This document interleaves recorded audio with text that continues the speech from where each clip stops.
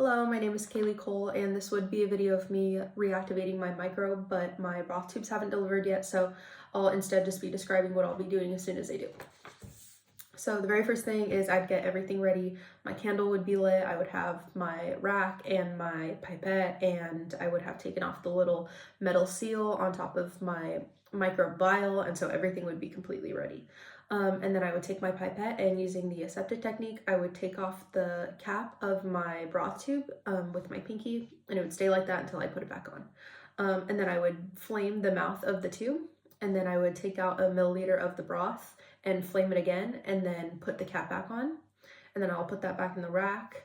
And then with that, I would take off the cap of the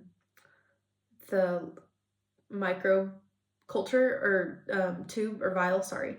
And then I would put that in there, put the broth in the tube, and then I would close it, and then I'd let that sit for about 30 seconds. And then after the 30 seconds, I would take the cap off, and I would take the pipette, and I'd put it in there, and I'd make sure to squeeze the end to avoid bubbles in there, and I would use the end to break it up and make sure it's mixed in there nicely.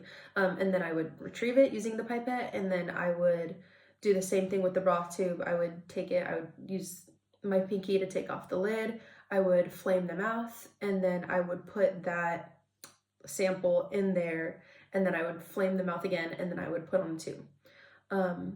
And then at that point, I would just make sure that the lid is a little bit loosened, and then I would let it incubate until there are signs of growth. Thank you.